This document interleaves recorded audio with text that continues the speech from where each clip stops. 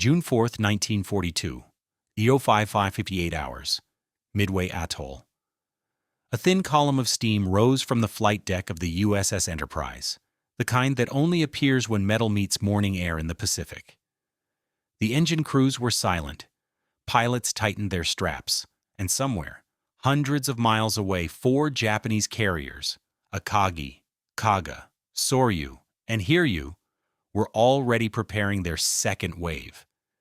Yet what makes this moment extraordinary is not the tension on the deck. It's the mistake Japan didn't know it had already made, because while Japanese commanders believed they were undetected and in perfect formation, an American code-breaking team sitting in a cramped Honolulu basement had quietly rewritten the entire battle. A battle Japan thought it controlled was about to turn into the trap they never saw coming. The great irony? At 05:58, both navies believed they were the hunters. Only one of them was wrong. What happened next would not just reverse the momentum of the Pacific War. It would collapse Japan's naval power in a single afternoon, using nothing more than timing, miscommunication, and a sequence of decisions that seemed logical, right up until they weren't. And the first crack in the empire began right here, with a trail of steam on the Enterprise's deck and a fleet sailing toward its own destruction. Before dawn touched the Pacific, a quiet mathematical truth was already deciding the fate of empires. Japan believed it held every advantage: 4 fleet carriers, hundreds of aircraft, elite pilots forged across 5 years of uninterrupted victories, and behind them, the largest battle fleet ever assembled in the Pacific up to that moment. To Tokyo, Midway wasn't a gamble. It was a finishing move. But the Japanese high command never realized they were walking into a battlefield where America already knew their timing, their target, and even the exact phrases they would transmit over radio. Because weeks before the first Zero warmed its engine, U.S. intelligence officers sitting in cramped rooms in Hawaii cracked the most important message of the Pacific War: AF, Midway. That single piece of information flipped the entire strategic map. Japan believed it was about to ambush America. Instead, America was already waiting for them. While the Japanese fleet moved east with perfect confidence, the U.S. Navy quietly positioned Task Force 16 and Task Force 17 north of Midway, in waters the Japanese didn't even consider a possibility. To Japan, these carriers did not exist on the board. And this is the irony. The Battle of Midway began long before any aircraft launched. It began in the invisible world, inside codebooks, typewriters, and intercepted signals.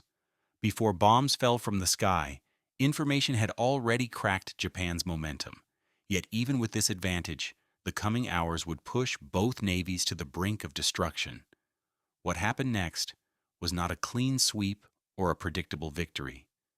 It was chaos, luck, improvisation, and near-fatal mistakes stacked on top of each other until the entire battle tipped in a single, breathtaking moment. And to understand why Japan's naval power collapsed so suddenly, we have to go back to the strategy that brought them here, and the flaw they never recognized until it was too late. The ocean air over the Pacific carried no scent, no omen, no whisper of what was coming. Yet beneath that calm surface, both nations were moving pieces on a chessboard vast enough to swallow fleets whole. Japan believed it controlled the board. American intelligence knew otherwise. Midway was not chosen by accident.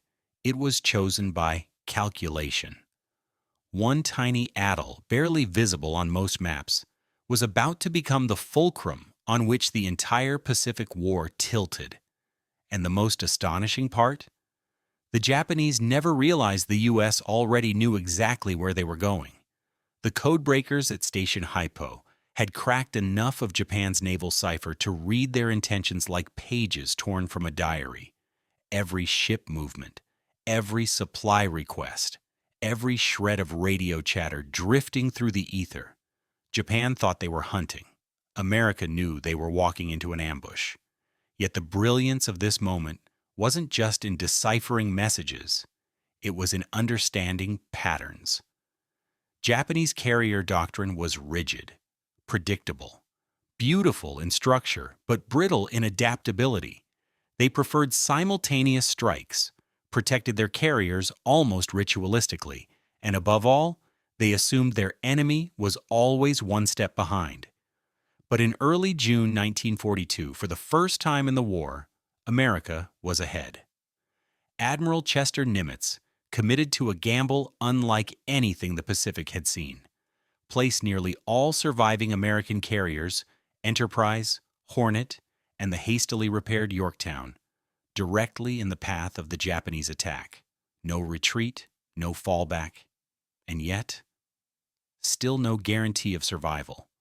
Because even with perfect intelligence, the U.S. faced a brutal truth. Japan still possessed the most experienced naval aviators in the world. Its carrier strike groups moved with precision, honed across 6 months of victories. Its air wings flew with confidence bordering on inevitability. America had data. Japan had momentum. And between those two forces, Midway stood like a coin waiting to be flipped.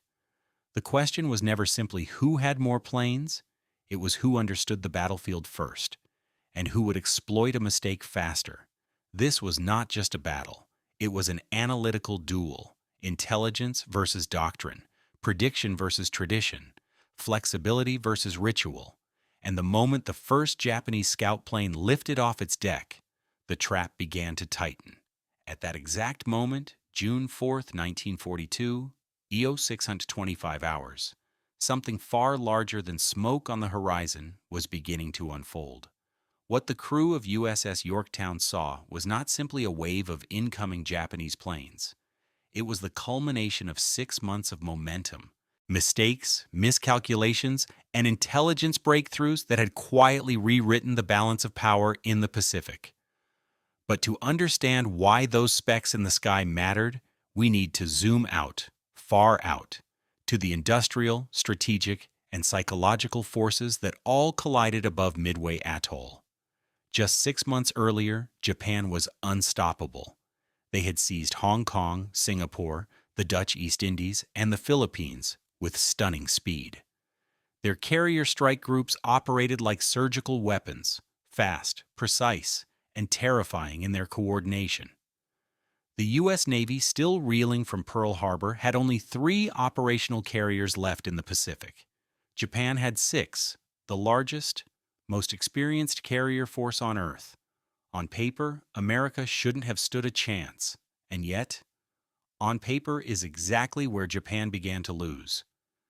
In a cramped, windowless room in Pearl Harbor, U.S. codebreakers had quietly done the impossible. They cracked the heart of Japan's naval communications network, JN-25. They knew a major Japanese operation was coming. They even identified the target, AF, after a clever ruse involving a fake water distillation failure message sent from Midway itself. When Tokyo radioed that AF is short of water, the mystery was solved. Japan's greatest strength, its secrecy, was gone. And now, for the first time in the war, the United States would not be reacting to an attack. It would be waiting for one. Midway wasn't just a clash of fleets. It was the moment when America's industrial muscle began to overshadow Japan's. Japan could build 6 carriers a year. America, once fully mobilized, could build 24. Japan had elite pilots, many with a decade of combat experience. America had rookies, but rookies flying into battle with the backing of factories that produced planes faster than the Japanese could shoot them down. Japan fought with precision, America fought with capacity, and Midway would expose exactly how devastating that difference could be. Instead of racing from island to island, American carriers hid northeast of Midway, positioned like a 3-arrow ambush. USS Enterprise, USS Hornet, USS Yorktown. But they weren't just waiting blindly. They knew the date. They knew the time. They knew where the Japanese would appear. And that knowledge, more than any bomb, any torpedo, or any single heroic pilot, was the real weapon. Admiral Isoroku Yamamoto, the architect of Pearl Harbor, believed the U.S. Pacific Fleet was fragile, demoralized, and predictable. He believed American carriers would arrive too late. He believed his plan, complex, elegant, and mathematically perfect, could not fail. But in war, perfection is often the first casualty. And the moment those black dots appeared above the horizon, Japan's master plan began its slow, irreversible collapse. June 4th, 1942. 800 hours. Midway Atoll. The Pacific sky is split by the shriek of diving bombers. In the distance, Japan's largest fleet moves into position. The sea is calm, but beneath its surface, the tide of war is about to shift forever. By this time, the Japanese Empire had been sweeping across the Pacific for over a year. Their naval power was unmatched, and their imperial ambitions seemed inevitable. But on that fateful morning, America's forces, reeling from the devastation at Pearl Harbor, were ready to take a stand. What followed was not just a battle for Midway, but a defining moment in the Pacific War. A clash that would forever change the balance of naval power in the world. In the weeks leading up to the Battle of Midway, the United States had cracked Japanese codes, revealing their plans for an attack. This intelligence coup gave the U.S. Navy an unprecedented advantage. While the Japanese were preparing to obliterate the American fleet, the Americans had already set their own trap. The battle, now regarded as one of the most decisive naval engagements in history, was not a mere clash of ships and planes. It was a battle of intelligence, preparation, and, ultimately, survival. The Battle of Midway was not just about superior firepower, it was about using the limited resources available to outthink the enemy. With aircraft carriers replacing battleships as the central force in naval warfare, the battle reshaped the future of the Pacific conflict. But it also demonstrated a deeper truth about warfare, that intelligence and strategy can turn the tide of history even when the odds seem insurmountable. As American bombers dive from above, their targets, 4 of Japan's most powerful aircraft carriers, begin to erupt into massive infernos. In mere moments, the tides of the Pacific War are irrevocably altered. Japanese naval power, which had seemed invincible just days before, was now burning in the waters off Midway. The devastating loss crippled Japan's offensive capabilities, and the balance of naval power tipped toward the United States. In the aftermath, Japan's once dominant fleet was in disarray. 4 of their largest carriers were sunk, and with them, the hope of expanding their empire across the Pacific. The Battle of Midway proved to be a turning point, marking the beginning of a series of American victories that would eventually lead to Japan's defeat. Yet the true cost of the battle, both in terms of human lives and material loss, remained a haunting reminder of the price of war. June 4th, 1942, 1800 hours, Midway Atoll. The sky now darkens, but the echoes of battle still linger over the Pacific. The wreckage of Japan's carriers sinks into the deep, their proud flags sinking with them. What had been an unstoppable force is now reduced to ashes. The Battle of Midway was not just the destruction of naval power, it was the death knell of an era. The Japanese fleet, once seen as invincible, was a casualty of not just bombs and bullets, but of intelligence, strategy, and unforeseen fate. The war, like the ice, tides shifted, yet Midway remains a timeless reminder. No empire, no matter how powerful, is beyond the reach of change. As the Japanese bombers ascend, American pilots take to the skies. Below them, the sea is vast, unforgiving, stretching endlessly to the horizon. Their planes are outmatched in speed, but they carry with them the weight of knowledge. This is their chance. They must strike now, or the war will be lost. The battle was a paradox of resource and timing. While the Japanese forces had the numbers, The U.S. forces had the critical advantage of surprise and superior intelligence. Their knowledge of Japan's intentions, gained through months of code-breaking and espionage, gave them an upper hand that was invisible to the enemy. It wasn't about outgunning the Japanese, it was about outsmarting them. The American victory at Midway was less about brute strength and more about the power of anticipation, preparation, and decisive action. The Battle of Midway reshaped the future of naval warfare. With the sinking of 4 Japanese carriers, the battle solidified the aircraft carrier as the central component of modern naval strategy. This was a pivotal moment in history, marking the end of the battleship's dominance and ushering in the age of naval aviation. Midway's outcome would echo in every subsequent battle of the Pacific War, changing the way nations would approach naval combat for generations to come. It wasn't just the military lessons that were learned. It was the broader realization that war is as much about the mind as it is about the machine. In Midway, strategy triumphed over numbers, and foresight triumphed over brute force. The essence of the Battle of Midway lies in its demonstration of a crucial truth. The battle for supremacy is not always won by sheer firepower or size. Instead, it is the ability to adapt, anticipate, and understand the complexities of the conflict that leads to victory. Midway was a testament to the art of war in the modern age, where intelligence and strategy were just as critical as courage and firepower. Midway wasn't just a turning point for the Pacific War, it was a turning point in how wars would be fought in the future. Information warfare, intelligence, and the element of surprise would become the new currency of battlefields. The American bombers dive through the sky, their sights set on the Japanese fleet below. The first bombs hit, the carriers erupt into towering flames. It was the culmination of months of preparation, and the timing could not have been more perfect. In mere minutes, Japan's most powerful carriers were reduced to burning wrecks. The battle, which began with such overwhelming odds against the United States, had turned in their favor. The once unfathomable idea of defeating Japan's naval supremacy was now a reality.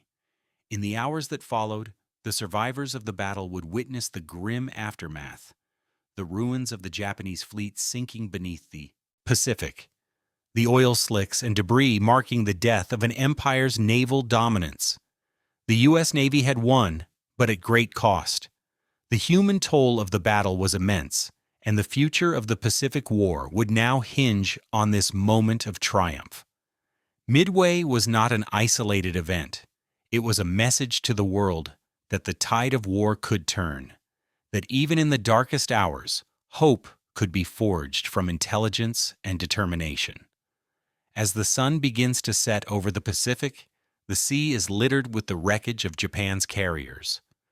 Smoke rises from the burning hulls, a stark contrast against the fading light. The remnants of Japan's naval power, which had once been a formidable force, now drift aimlessly, helpless in the vast ocean. The tide has turned. The Battle of Midway was, in many ways, the perfect storm of circumstance and strategy. The U.S. Navy had used its limited resources to their fullest potential, executing a counteroffensive that defied expectations. It wasn't just about destroying ships. It was about disrupting the core of Japan's military strategy. The carriers that were sunk were not merely vessels. They were the linchpins of Japan's power projection in the Pacific. With their loss, the entire Japanese offensive machinery was thrown into disarray. The battle effectively crippled Japan's ability to launch large-scale naval offensives, marking the beginning of a slow but irreversible shift in the Pacific War. Beyond the tactical victory, the Battle of Midway shifted the entire trajectory of the Pacific conflict. The loss of 4 aircraft carriers, along with hundreds of trained pilots and support personnel, dealt a blow to Japan's naval capacity that would never be recovered. It was a blow to morale, to national pride, and to their strategic objectives. For the United States, it was the beginning of a new chapter. Midway marked the first major victory after the attack on Pearl Harbor, a symbol that the American military was capable of rising from the ashes of that early defeat. In the larger geopolitical context, Midway heralded the start of the United States' dominance in the Pacific, which would continue throughout the rest of World War II. For Japan, however, it marked the beginning of a slow, painful retreat from their aggressive expansion. The island-hopping campaign that followed would prove to be an exhausting war of attrition for both sides. In the Battle of Midway, we see a powerful reflection of the broader nature of warfare itself. Success is not guaranteed by superior numbers, but by a deeper understanding of your enemy's moves and intentions. It was an intense demonstration of how critical knowledge, foresight, and adaptability are in any conflict.